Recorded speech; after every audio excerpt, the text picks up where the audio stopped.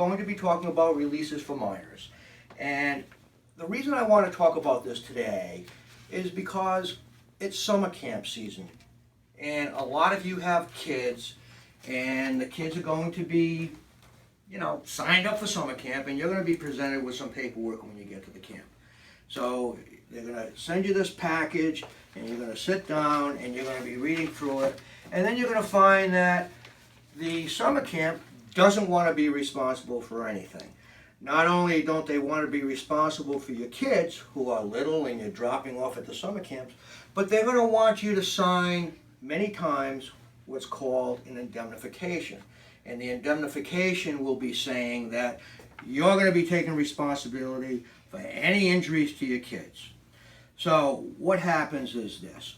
You read the release and you say, do I really need to sign this thing?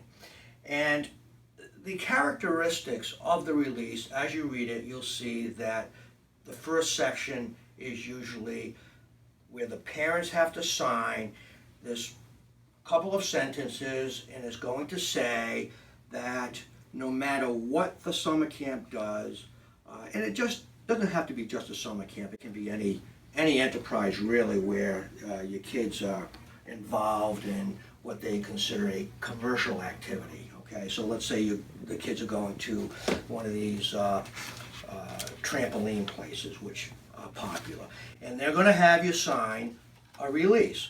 So the first part of the release will be where you sign stating that they are not responsible for any injuries to your child. Okay, they are not responsible for their own negligence to your child. So if their trampoline breaks, then they want to believe that you're out of luck. The other part of the release is the indemnification portion of the release.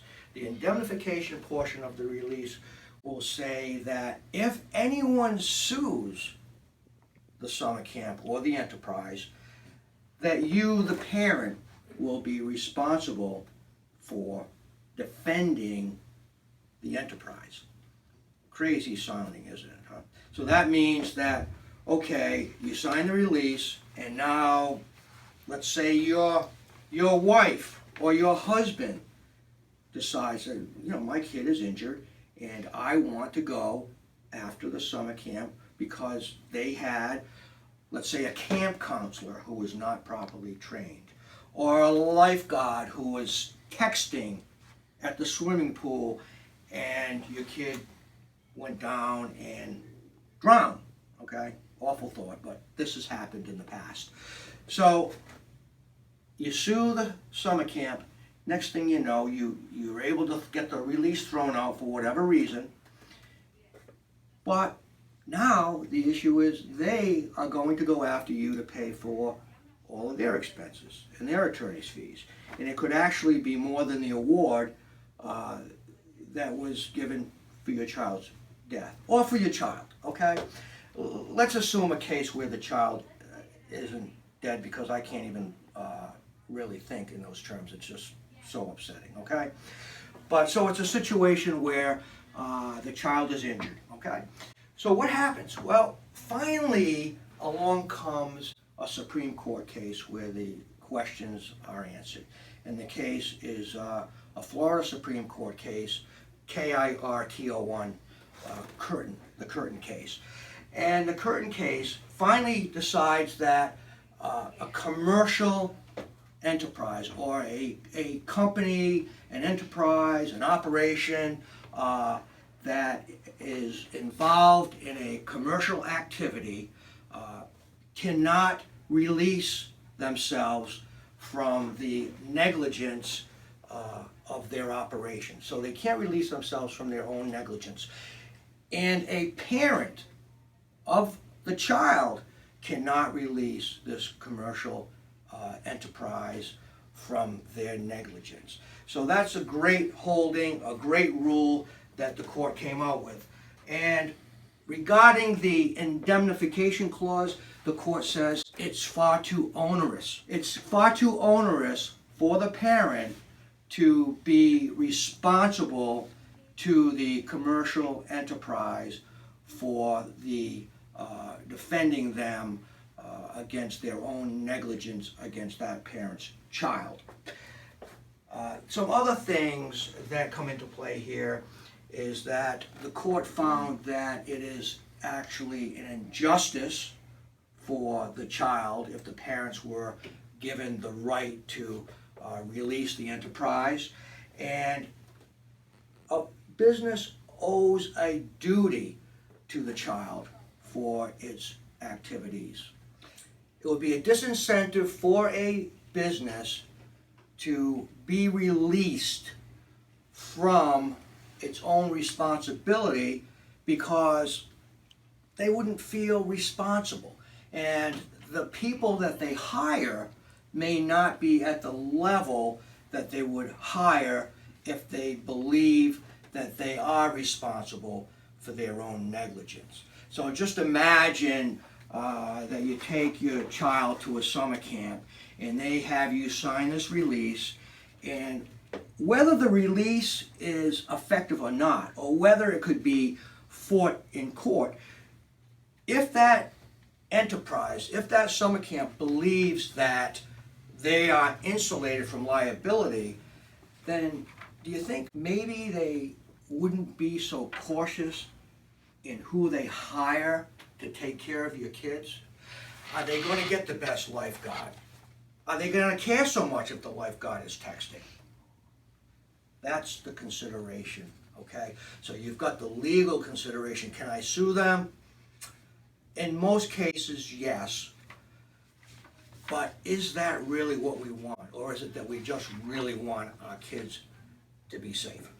So, I have children going to summer camp this summer.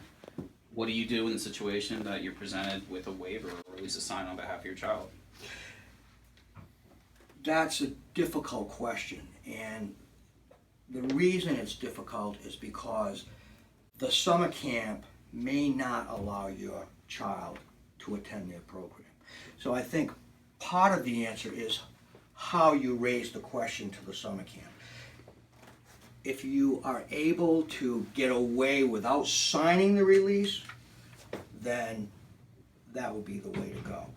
If you do sign the release, then I think you really need to take a good look at that summer camp and see if you think they have the appropriate people working there, realizing though that the release may be something that can be overturned in court if it had to go that far, okay? There are some releases that are standard releases. There's a Florida statute that should be used to determine what kind of release you should sign. You can review the Florida statute number 744-301, and in that release that the courts have said, hey, this release can be upheld. There's no indemnity clause, and it will release only inherent dangers in the activity. So if I'm going to make something up in that case, I'll just say that it's a wakeboarding situation, and this shark comes in to the beach and grabs the child. Then that could be considered an inherent danger with the activity. Now, I know that also the summer camp programs in Sarasota use that release, and you know, they want you to release them against inherent dangers in every single camp program that they have, including basket weaving. So, I mean, to me, I can't imagine what an inherent danger would be in basket weaving, but they want to cover their own self. So, to answer your question, I would try to get away from signing any release, and if you do sign a release and your kid gets injured, that shouldn't stop you from going after that enterprise for damages. And we know at this law firm that we will vigorously go after anyone. So whether there's a release signed or no release signed, we want to protect our clients and go after anyone that injures any of the children.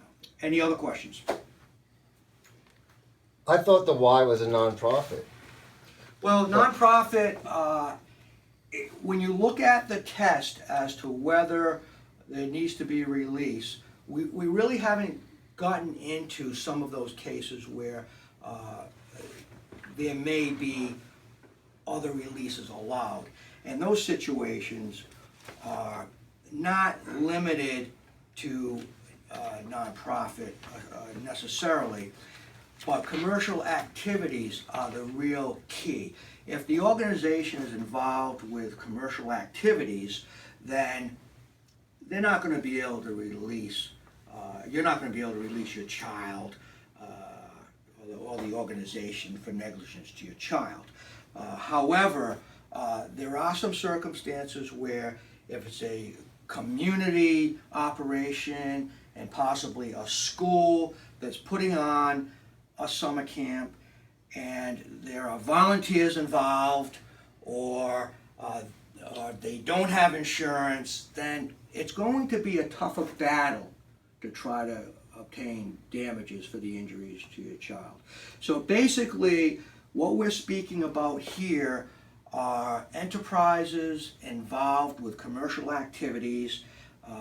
They're collecting a fee for your child to go to summer camp. You know, they may have a profit and loss statement. It doesn't necessarily insulate nonprofits. Okay?